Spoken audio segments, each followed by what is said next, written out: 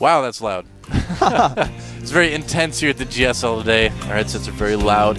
Anyway, we have our red Protoss player in the top left part of Tal'Darim Altar. He is. NS Hoso Pambas. Yeah. There he is in his Hozo shirt, wearing his Hozo glasses. And there is our blue Terran player from the Team Slayers down at the bottom left part of GSL Tal'Darim Altar. He's a pretty cool guy if you see him. Slayers Kanji. He's got that aura. The aura of cool. Yeah, man. And he's going to have to... I think he's going to have to make something different happen if he wants to win this game. He's going to have to maybe get Ghost a little bit earlier, put more of a focus on that than the Vikings. But it's a tough choice, you know. And in TVP, you see those Colossi, you're like, oh man, I need the Vikings, and then I also need Ghosts, because it's really the Stalkers and the Zelts that are going to be doing a lot of damage. It's hard to find a balance. It really is. It is. And that's one of the biggest challenges of Terran versus Protoss, and that's why a lot of people complained about the High Templar warping, because it was like, well, he can switch so fast back into those storms. Yeah, man. And then like he can switch into the Colossi, so it's like, how many Ghosts do I really make? It was very difficult for Terrans to deal with, and in retrospect, when that patch came out, I was very frustrated as a Protoss because I thought it made sense that the storms stay there. But now that I think about it, and when I look back at those old games, I'm like, wow, imagine if it were like that today, like how difficult Terrans would be, because Protosses have learned how to play this game so much better. Yeah. And it's, you know, it all really comes down to those EMPs in the late game. If you're going to go late game, Terran versus Protoss, I feel like you really, really need to have amazing EMPs.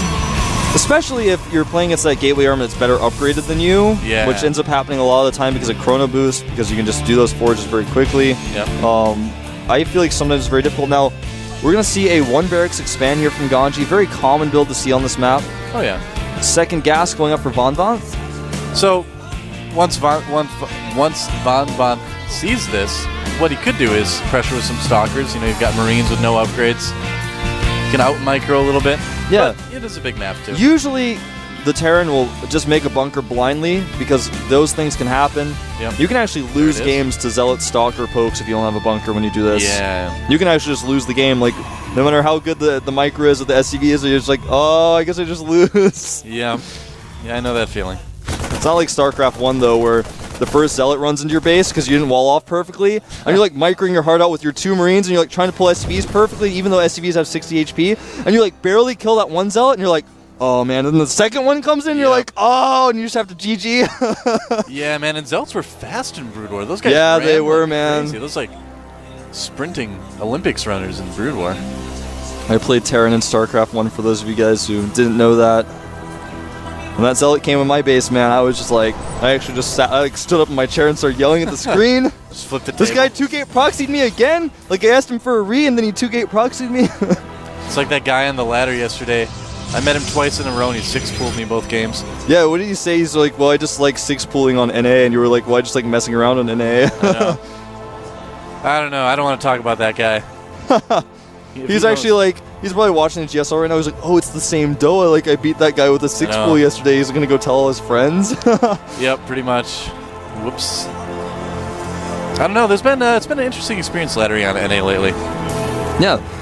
It's become a lot more like BM filled than I remember. Well, it's funny.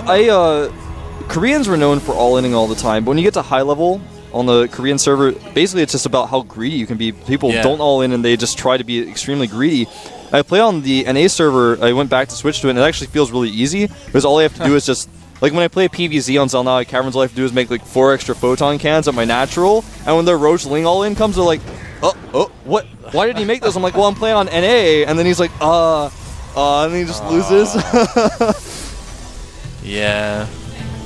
It's so, I really recommend, guys, if you play on the Korean server, if you can come down to Korea, you get a lot of good practice. If you're not a higher level player, it's not really going to be that beneficial to you.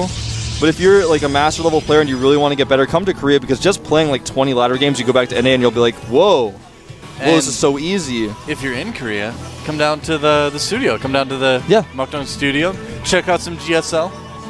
Yeah, meet us, meet Tastosis. That's right. Meet the Mole. The Mole Trap is coming back. We started calling him the Mole. That's going to be his new nickname, man. He's going to hate it, but he's the Mole. What he hated more, though? Was Karn would call him, like, Mole Rat. Oh, man. Mouse Trap.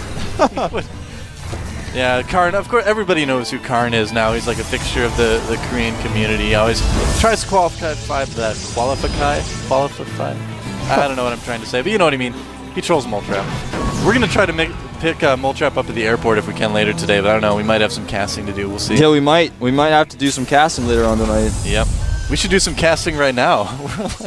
We're in this game. Well, yeah, all right. So, guys, I'll give you guys a recap. I mean, you guys have been watching it. Basically, it's been your generic one-gate expand into double gas, into teching up to the reactor's starport while pressuring a little bit with the first unit to see what your opponent's doing, but backing off because you see that there are 5 sentries. That's what's happened. There's like the 20-second recap from Wolf. That was perfect, man. I couldn't have said it better myself. vanvanth going for very fast robotics bay again, getting it like off of one gate before adding additional gateways. And an armory for GanZI. That is interesting. That's really fast, yeah. Now, is he doing it? He is building another engineering base, so he's going to have 2 engineering bases. I've got a feeling he just wants to get really fast bio upgrades. I would love to see him actually go mech. I think it's a little bit too late for that, but we'll see what he's got in mind. We can't call it just yet. If he makes a Thor, I'll be a little bit surprised, especially since he's flying his factory right now. I'm like 99.9% sure it's for that. I'm actually 102% sure it's not for Thor's, yeah. How can you be that sure? Well, it's because his +1 is just finishing now, and he's going to be. This is actually a really good time for that armory to finish. They're finishing at the exact same time. We know it's going to happen. We actually like radioed to him. We're basically what's going on with Doa and I right now is we're just like getting excited about the possibility that mech is going to happen in TVP, but it's just not. We're like, well, it could happen. It's like he's going bio. He's got like 5 barracks and he's floating his factory away, but maybe he's going to like land his factory over there and make Thors from the factory. And once maybe once Thorzane gets here, we'll be like, you have to do it. You have to go mech in TVP. I mean, his name is Thorzane after all. Exactly. He's getting here today too, I think. Yeah, I believe. Well, I know he's flying. I believe at the very least. Yeah, it's like Thorzane, Naniwa, Sase. I think they're all getting here today. A lot of people coming to Korea. I love this play. We're basically seeing what vanvanth did last game repeated on a different map, and this drop's going to want to turn around and hit that Nexus immediately. Or I would. I think so. But it looks like he's going to use the factory to draw these forces over here and then go into the main. Nice. All right, so this could actually do some damage. He could kill a good amount of probes. Here he comes. And there's that moment of silence there. They're going to run in, focus down some probes, and kill. He may get the support bay if he wants to, but the units are back just in time. He's going to lift up GanZI. Yeah, he's so safe with his drops. I almost feel like he's too safe. He could have killed those stalkers, then lifted up. The Colossi are right there. They're able to walk across that ridiculous little bridge between the 2 bases. The ridiculous little bridge. I'm calling it the ridiculous little bridge there, that's man. what a lot of Terran players call it, man, because I don't know if you know this. If you put a pylon on the edge, you get vision of the other side. You can do blink stock rollins. You can blink over there. Gee, that's fun. I'm sure every Terran has dealt with that at some point on this map. Exactly. I actually haven't tried it yet. Karn told me about it. It was the first person I heard it about. I was like, oh, I kind of want to do that. Like I haven't done it yet. It's like the secret bridges in Xel'Naga Caverns. These are the ridiculous bridges in Tundra and Malter. Dropship flies all the way home. Not flying first class. Nope. But at least it gets, movies it can watch. I'm sure the Marines get to watch movies. The unfortunate part, though, is you're in the middle of that really good Korean drama. Then you get kicked out of the dropship and there's stalkers and you're like, I'm being killed by a Korean now? And then you're all emotional because you're watching the dropship. You're like, I can't handle this right now. Well, I don't know. Blink almost done. And it looks like he's getting ship weapons right away, too. So he's really, really, really committing to... actually, what do you think about this? Less Vikings, but Viking upgrades, or more Vikings? Well, I think it depends on the situation. It depends on how many Colossi your opponent has and how many he's had for a while. If it looks like he wants to be committing to more Colossi, that's when you get the upgrades. And if he's just got more Colossi now, then you make the Vikings. The Vikings, I've seen a lot of people overcommit the Vikings recently, and it's a little bit scary. And that's one of those things I was talking about earlier. We were both discussing this. Is the finding the balance and how many Colossi he makes. You have to do really good scouting. That's why he's got that factory over there. Yep, a little bit of a drop didn't really do anything there. Yeah, he keeps poking with these drops. He wants to see how many Colossi his opponent has. That's actually one thing that we didn't see in a lot in those TVPs we were watching in those European events is that the Terran players were just sitting there. They weren't being active. They weren't dropping and things like that. One thing I also want to point out, too, is that third base that GanZI's taken down at like the 6 o'clock position on the map. I like that he's kind of snuck a third. That's cool. vanvanth doesn't know about it yet, and looks like the Vikings are going to fly up to see if maybe he's just continuing to drop here, and I love this. What he's trying to do with these Vikings is catch these Colossi when they're moving to defend the drop, and he does back away, something you can do with Vikings, a lot of Terrans do this, is very frustrating, is if you know your opponent's just going to 1A his units back, you go to the cliff. Because that's where the Colossi are going to be and the Stalkers aren't going to be, and then you target down the Colossi. Well, the nice thing about Tal'Darim Altar for TVP is that you can kind of hover around with those Vikings at that spot that we see the factory is right now, and you can kind of just hang out there for a little bit and maybe try to snipe a Colossi or two. Supply-wise, GanZI is up about 22 supply. Yep. Charge, though, is finishing. He's got an Archon joining into the fray here. But something like you were talking about earlier, something we don't see in those European events, and we see like here is just the dropship constantly being there. Yeah, he doesn't really kill anything with it, but it's always there. Yeah. So vanvanth can't move out. He can't move out, and he's scared about taking a 4th base. Whereas GanZi's going to float a 4th command center over there right now. Ghost Academy finishing up. GanZI just kind of controlling his opponent here. And he's actually already almost has +3 infantry weapons right now. Which is actually... Yeah, and +2 ship weapons is a third of the way done as well. Starts the Mobius reactor immediately. What are the upgrades for Bonbon right now? He is starting 2 forges. I don't think he has any. He has absolutely none. Ooh, all right. That is actually really good for GanZI. Yeah, right now. I can't imagine that Bonbon's going to take this game. He's actually supply blocked right now. He's losing another pylon. Yep. It's going to be very difficult to hold this. The Vikings in a perfect spot to hit Colossi.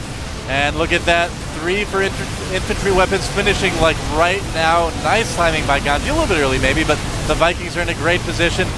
Keeping the Stalkers occupied. He's absolutely annihilating those Colossi. Yeah, he's not even losing his Vikings really. The Bio army falling pretty quickly, but he has just enough to crush the rest of this with the medevacs, with the upgrades. Well, he's going to be able to reinforce this so quickly, and the Colossus count for Bonbon is going to take a long time to get to where it was. Landing the Vikings even to make sure that he's got enough. Yeah, and the Zealots were at the back, dying very quickly here. Yeah, he's blinking his Stalkers back, but it's not enough. GG! There it is, and we are all tied up. Yes, we are. Like, come back on camera, we're tied up, we can't move. We're actually tied up.